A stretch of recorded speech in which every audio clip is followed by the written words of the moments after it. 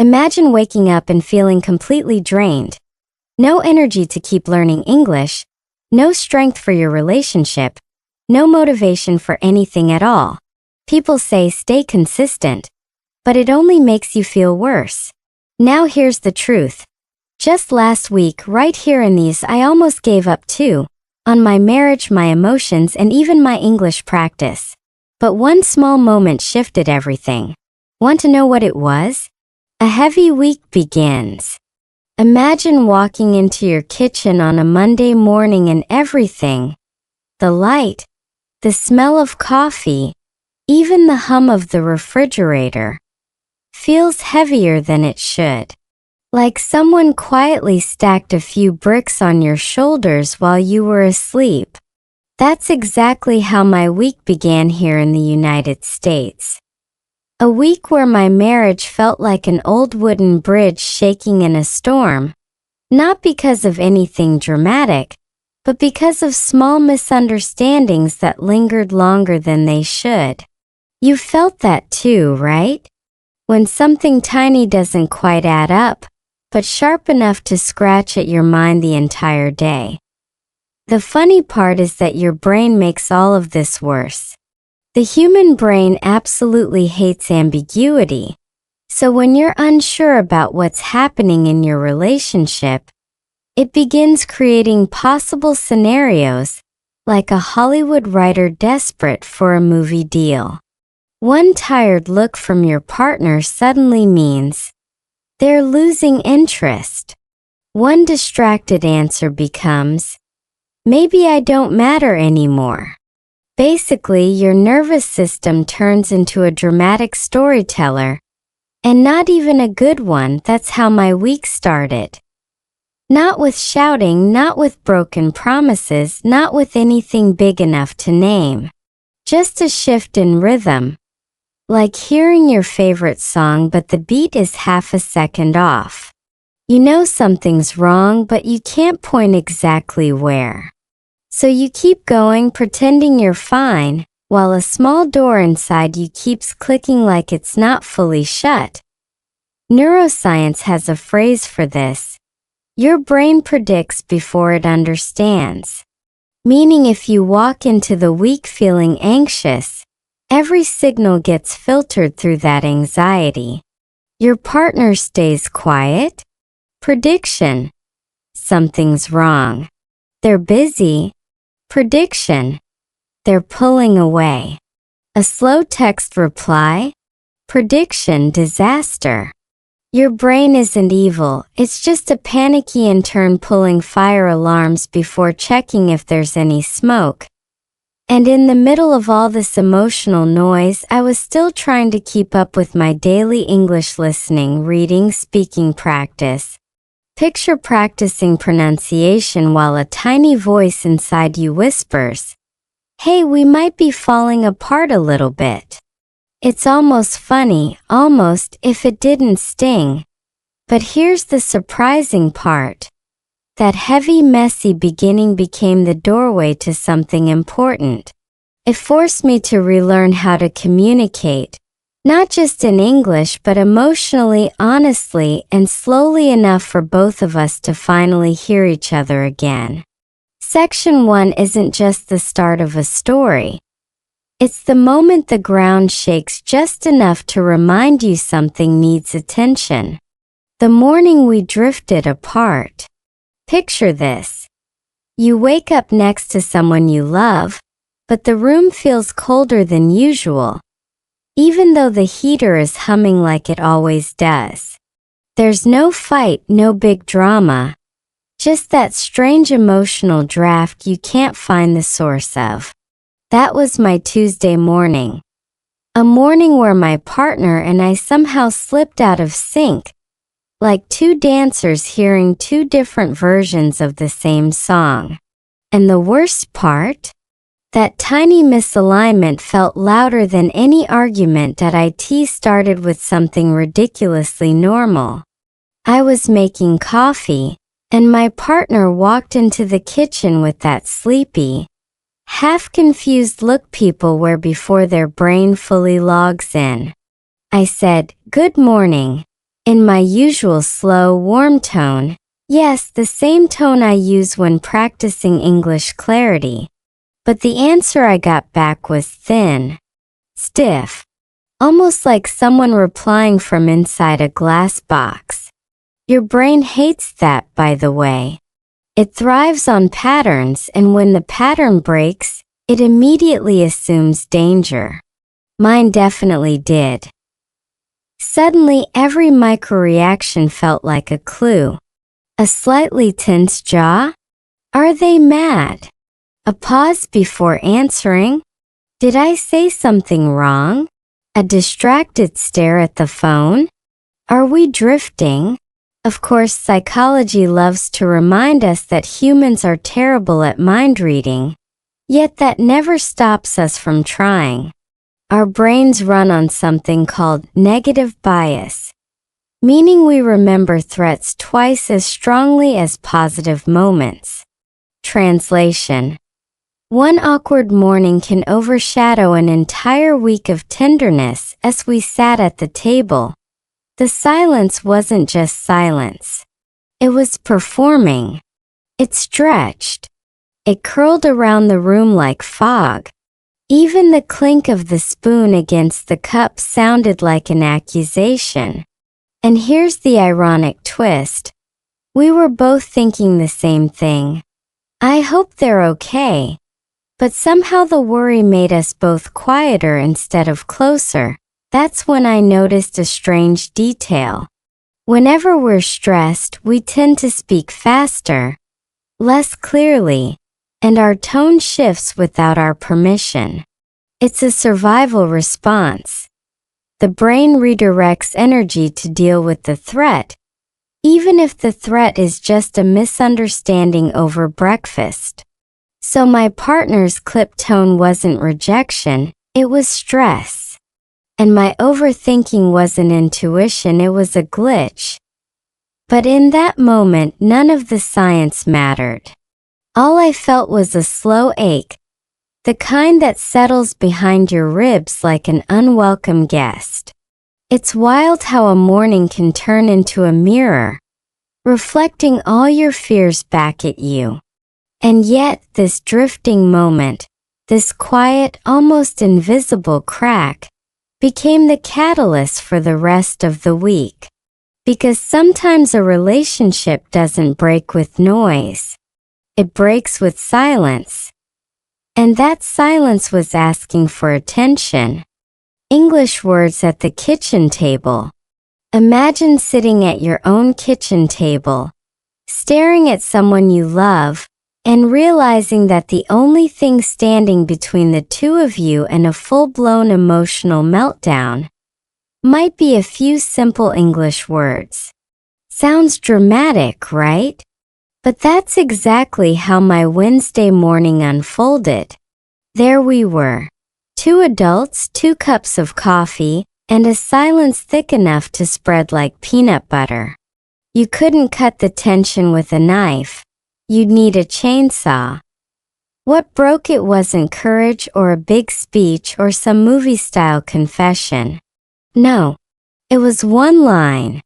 One tiny, slow, careful English sentence that I blurted out without even thinking. Can we talk slowly? And just like that, something shifted. You know how when you're learning English, slowing down the sentence helps your brain catch up? Turns out it works perfectly for relationships too. My partner looked up, blinked, and for the first time in 2 days, their shoulders dropped by half an inch. That micro-relaxation alone could have won an Oscar for Best Supporting Role in Preventing a Breakup. Here's the fun part. Neuroscience pretty much agrees with what happened. When you speak slowly, especially in emotionally charged moments, your nervous system interprets it as safety.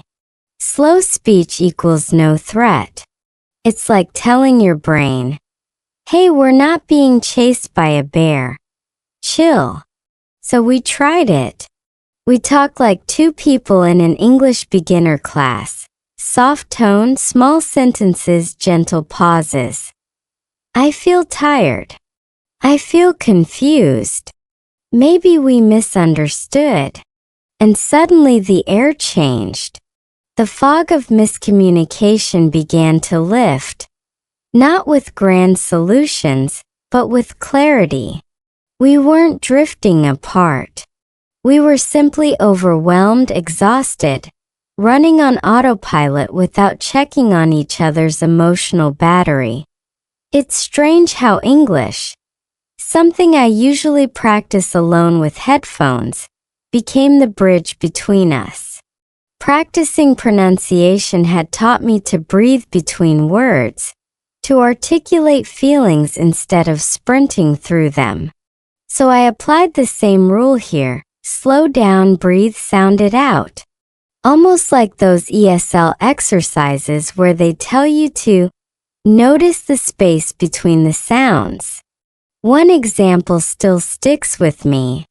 When I said, "I feel distant," my partner didn't react defensively like I expected. Instead, they responded, "I didn't know you felt that way." Simple, direct, honest. No fireworks, no shouting, just two people speaking like the world was moving at half speed. That morning didn't fix everything, but it cracked open a window where the fresh air of understanding could slip in. And sometimes that's all you need. Not a solution, just a softer place to begin again. When silence got too loud, there's a special kind of silence that doesn't feel peaceful at all. It feels charged, like the air right before a thunderstorm. That was my Thursday afternoon in our small American apartment.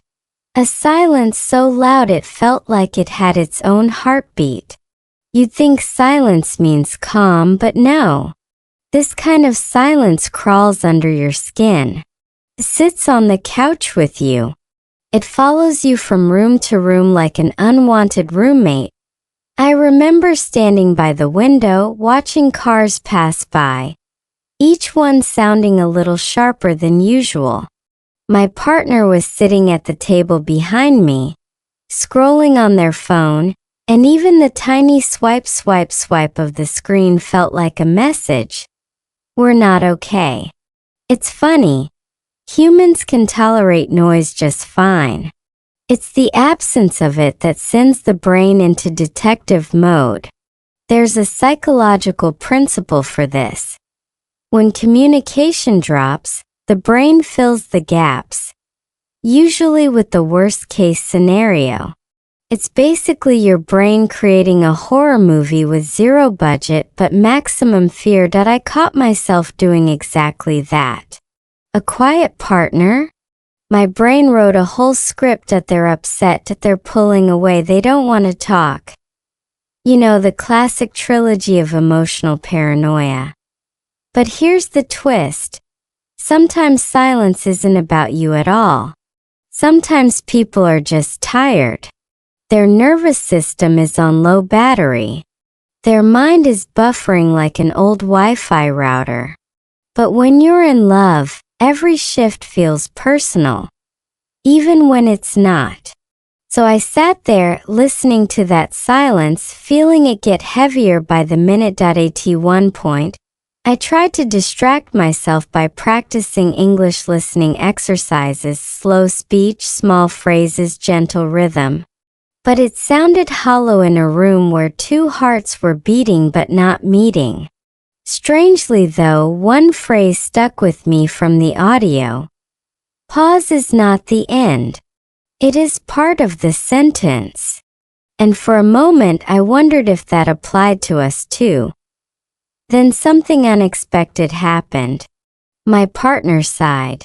Not a dramatic, angry sigh, but that exhausted human sigh that means, I'm overwhelmed. And that tiny sound shattered the silence more than any argument could. Because it reminded me, we're both struggling in our own ways. And sometimes the quiet between two people isn't distance. It's just two storms passing slowly through each other, so I did something ridiculously simple. I walked over, sat down across from them and said softly, "You don't have to talk. I just want to sit near you." And that changed everything. Their shoulders relaxed. Their breathing steadied. And the silence finally loosened its grip. It turns out the loudest silence isn't the one in the room. It's the one inside you. The silence created by fear, assumptions, and stories your brain writes without your consent. And the only way to quiet it is by showing up gently, even when words haven't arrived yet. A walk that changed everything. Imagine your brain as a phone that's been running too many apps at once: emotions, overthinking, quiet resentment, unfinished conversations, and at some point it just starts lagging. That's exactly where both of us were by Friday.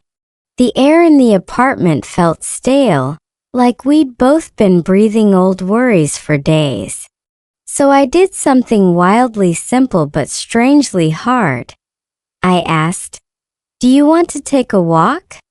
Not as a solution, not as a strategy, just as an escape hatch from the emotional Wi-Fi dead zone we were trapped in.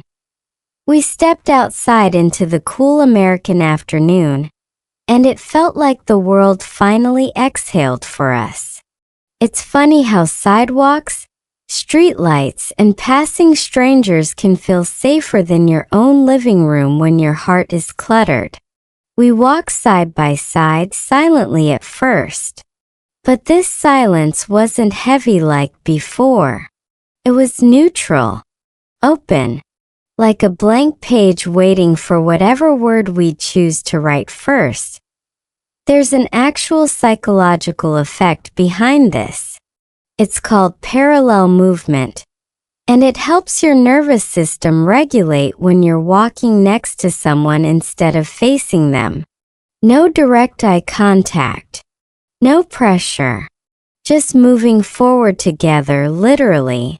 Your brain interprets it as teamwork, as in, "Oh, we're not fighting, look, we're walking in the same direction." Crisis canceled. I could feel the tension in my chest start to dissolve, like ice melting grain by grain. At some point I said something small, barely a sentence. "It's been a tough week." Simple. Honest. No poetry, no dramatic flair, no emotional gymnastics. And that tiny sentence opened a door. My partner replied just as quietly, "Yeah, I didn't know how to talk about it." That's when everything softened. The city noise, cars passing, kids yelling across the park, a dog barking at absolutely nothing, wrapped itself around us like normal life, reminding us we weren't broken. We were just overwhelmed humans trying our best. We started talking in short, slow English phrases again. Not because our English is bad, but because slow speech feels safer. Like verbal training wheels. I felt distant.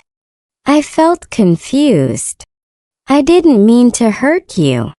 Each phrase landed gently, and the walk turned into an unexpected therapy session disguised as a stroll. The rhythm of our steps gave rhythm to our words. The breeze made space for thoughts we'd been too tense to voice. And honestly, I realized in that moment that sometimes your relationship doesn't need a big talk. It just needs movement. Halfway through the walk, my partner reached for my hand. Not tightly, not dramatically, just a small grounding. "I'm here." And that quiet gesture said more than any speech we'd been too scared to make all week. That simple walk didn't magically fix everything, but it shifted the trajectory. It was the reboot, the soft reset, the gentle start over button we didn't know we needed. It reminded us that love isn't always loud.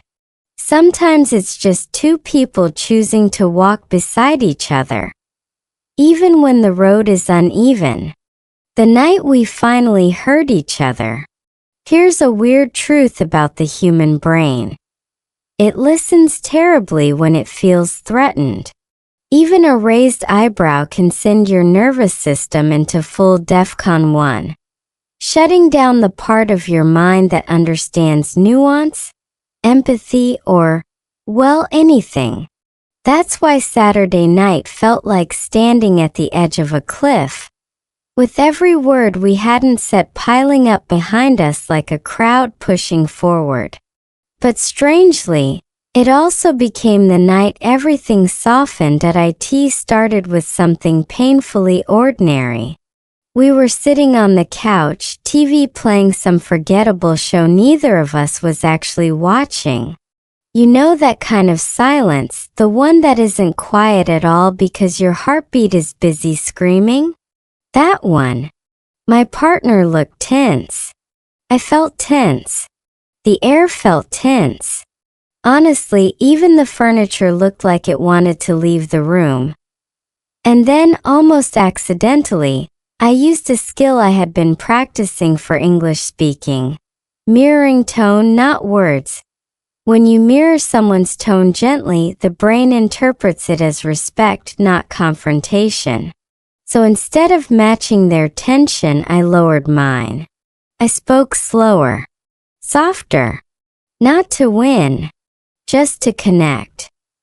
I think we've both been scared to say what we need. That sentence landed in the room like a feather, light, but impossible to ignore. My partner blinked, and for the first time all week, their eyes softened.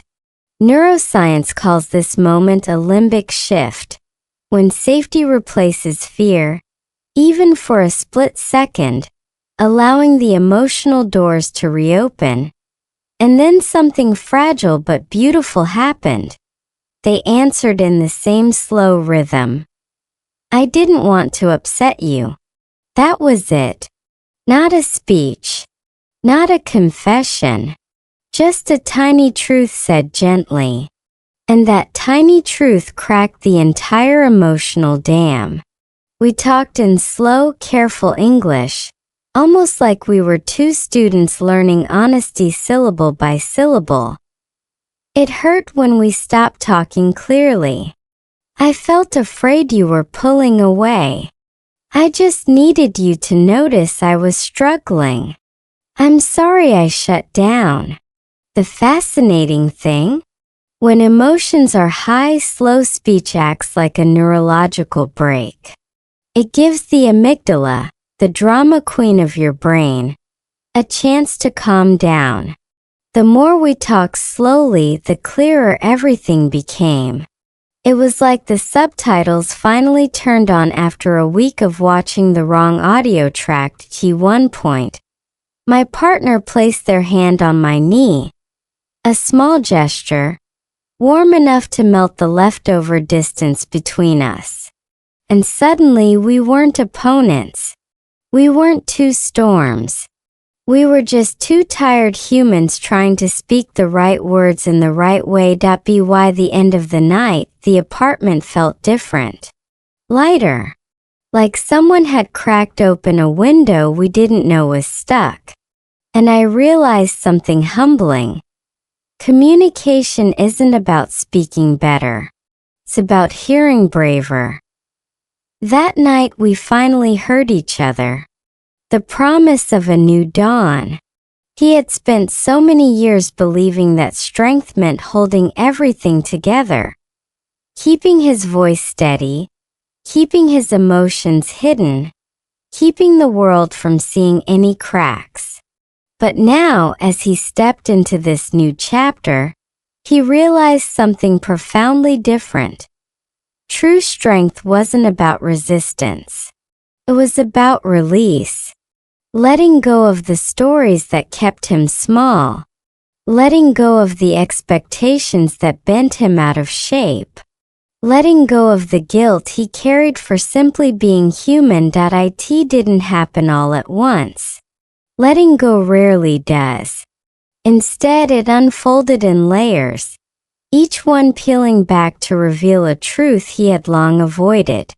The first truth was simple but hard to swallow. He didn't need to earn the right to rest. He didn't need to justify his exhaustion.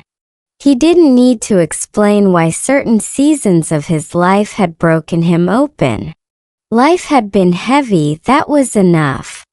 And acknowledging that didn't make him weak. It made him honest. The second truth was even more startling. Somewhere along the way, he had started believing he wasn't worthy of help, that he had to figure everything out alone, that leaning on someone was the same as being a burden. But when he finally allowed himself to accept support, even in small ways, something shifted. A single conversation, a hand on his shoulder, a message that arrived at the exact moment he needed it. These weren't grand gestures. They were reminders that he didn't have to walk this road by himself. Healing wasn't meant to be a solitary journey. The third truth was the one that changed him the most. He was allowed to want more. More joy. More peace. More connection. More meaning. For years, he had trained himself to expect so little, to take whatever life gave him and pretend it was enough. But deep down, he'd always felt a pull toward something bigger. A different kind of life. A life where he didn't have to apologize for his dreams or shrink himself to keep others comfortable. And slowly, he began to give that part of himself a voice. As these truths settled inside him, something beautiful began to happen. He stopped rushing his healing. He stopped comparing his journey to anyone else's. He stopped punishing himself for still feeling lost on certain days. Instead, he learned to sit with himself the way one sits with an old friend. Gently, patiently, without judgment. One evening, as he looked out at the quiet glow of the city, he felt a surprising sense of calm wash over him. Not the fleeting calm that disappears the moment life becomes chaotic again, but a deeper steadying. A calm rooted in understanding and acceptance, in the courage to rebuild from a place of truth. He realized he wasn't starting from zero. He was starting from wisdom. And that made all the difference. Whatever came next, he would meet it not with fear, but with a quiet confidence. Because now he knew he was allowed to grow. He was allowed to change. And for the first time, he truly believed he would. What love still needs. There's a point in every healing journey where the questions become louder than the answers. Where the heart whispers, "I've come this far, but what now?" That's where he stood, on unfamiliar ground, somewhere between who he used to be and who he was slowly becoming. And in this liminal space, he found himself returning to an idea he had once been too afraid to examine. Love. Not romantic love alone, but the broader, deeper kind. The love one needs to offer oneself. The love that binds connections. The love that holds life together even in its most fragile moments. He had always imagined love as something grand. Something loud and dramatic. Something that arrived with fireworks or faded with storms. But now he realized that real love, the kind that lasts, is quiet. It's steady. It's patient. It's the warm light left on for you after a long day. It's the gentle honesty that says, "I see you. I'm here. You don't have to pretend." And as he sat with this new understanding, he realized something painful and liberating at the same time. Love still needed things from him too. Love needed his presence, not the distracted version of himself that was always half in, half out, but the grounded version who showed up with intention, the version who listened, who stayed, who didn't run the moment things became uncomfortable. Love needed his vulnerability, the part of himself he had buried under years of self-protection, the part that trembled at the thought of being seen too clearly. But without vulnerability, love couldn't breathe. It couldn't move. It couldn't deepen. He had learned that walls keep out pain, yes, but they also keep out warmth. Love needed his honesty, especially the kind that confronted his own fears. The truth about what he wanted. The truth about what hurt. The truth about what he could offer and what he still couldn't, at least not yet. Honesty wasn't about perfection. It was about alignment. Love couldn't grow in the dark. But most of all, love needed his forgiveness. Not for others, though that mattered too, but for himself. Forgiveness for the ways he had shut down. For the moments he had chosen silence over truth. For the times he didn't know how to love gently because no one had shown him how. Healing wasn't about erasing those memories. It was about releasing the shame tied to them. As all these realizations settled inside him, he felt something shift. A softening. A widening. A quiet readiness. He understood now that love wasn't something he had to chase or force or prove. Love was something he had to nurture, tend to, protect. And that required patience, the kind of patience he had rarely given himself that night. As he looked at his reflection, tired, wiser, a little hopeful, he whispered the words he once thought were too fragile to say. I'm learning. I'm trying. And maybe that's enough for now. For the first time he believed it.